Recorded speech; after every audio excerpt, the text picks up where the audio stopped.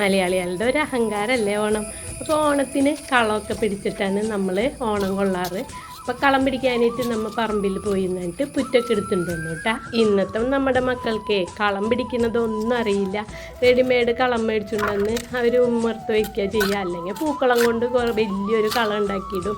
പക്ഷെ പണ്ട് കാലം തുടങ്ങി ഞാൻ ശീലിച്ചൊരു കളം പിടിക്കലുണ്ട്.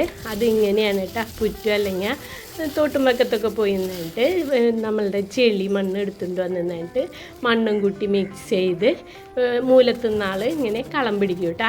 ഇങ്ങനെ നമ്മൾ കളം പിടിക്കുമ്പോഴേ നമ്മളുടെ മനസ്സിനൊക്കെ ഭയങ്കര സന്തോഷമായിരിക്കും കേട്ടാ. അതെന്തുകൊണ്ടാണെന്ന് വെച്ചാൽ ചെറുപ്പം തുടങ്ങി ശീലിച്ചൊരു ശീലമാണല്ലോ, അതുകൊണ്ട് തന്നെയാണ്. ആദ്യമൊക്കെ കളം പിടിക്കുമ്പോഴേ മോൻ കൂടെ വന്നിരുന്ന് അവനും ഇങ്ങനെ ഓരോന്ന് ഉണ്ടാക്കി കളിക്കുമായിരുന്നു ഈ മണ്ണുകൊണ്ട്.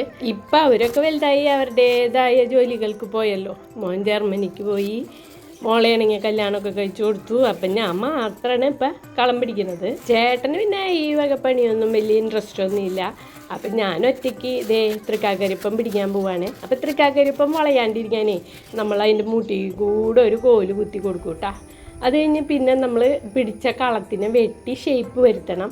അപ്പം അതിനായിട്ട് നമ്മൾ ഈ തെങ്ങോലയുടെ വഴുകി എന്നിട്ട് എടുക്കുക, അതുകൊണ്ട് മുറിച്ച് ഷേപ്പ് വരുത്തും. അപ്പം ഇത്രയേ ഉള്ളൂ കളം പിടുത്തം.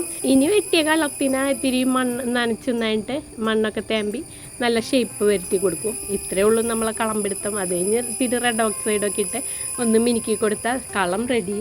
അപ്പോൾ ഇതൊക്കെ ചെയ്യാൻ ഇന്നത്തെ കാലത്ത് പിള്ളേർക്ക് നേരമില്ല, അതുപോലെ തന്നെ അവർക്ക് അറിയില്ല ഇങ്ങനെയൊന്നും ചെയ്തെടുക്കാനായിട്ട്. ഇനി തൃക്കാക്കരിയപ്പനും കൂടി ഒന്ന് ചുമപ്പിച്ചെടുക്കും. അപ്പോൾ ഈ ഒരു കാഴ്ചകളൊക്കെ ഞാനൊരു വീഡിയോ എടുത്തുന്നതായിട്ട് ഭാവിയിൽ എൻ്റെ പേരക്കിടാങ്ങൾക്കായാലും കണ്ടു നോക്കാമല്ലോ, അതിന് വേണ്ടിയിട്ട് ഇട്ടതാണ്.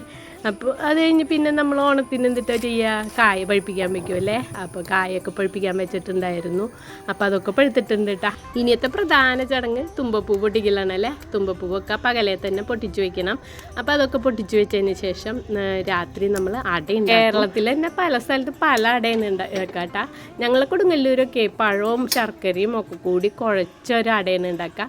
പക്ഷേ ചാലക്കുടിയിൽ അങ്ങനെയല്ലായിരുന്നു. ഞാൻ വന്നപ്പോൾ പൂവടയാണ് ഇവിടെ ഉണ്ടാക്കാറ്. അപ്പോൾ പൂവടയൊക്കെ പിടിച്ച് നാളികേരമൊക്കെ ഉടച്ച് വെച്ചിരുന്നിട്ട് ഞാൻ ഓണം കൊണ്ടുവിട്ടാ. ചേട്ടന് ഈ വക കാര്യങ്ങൾക്കൊന്നും ഇൻട്രസ്റ്റ് ഇല്ലാത്ത കാരണം ചേട്ടനൊന്ന് വന്ന് എത്തിച്ചു നോക്കിപ്പോയി. ഞാൻ മാത്രം ഇരുന്ന് ഓണം കൊണ്ടു. അപ്പോൾ അതാണ് എൻ്റെ ഈ കൊല്ലത്തെ ഓണവിശേഷം. നിങ്ങൾക്ക് ഇഷ്ടപ്പെട്ടാൽ ലൈക്ക് ചെയ്യാൻ സപ്പോർട്ട് ചെയ്യാനും മറക്കരുതേ.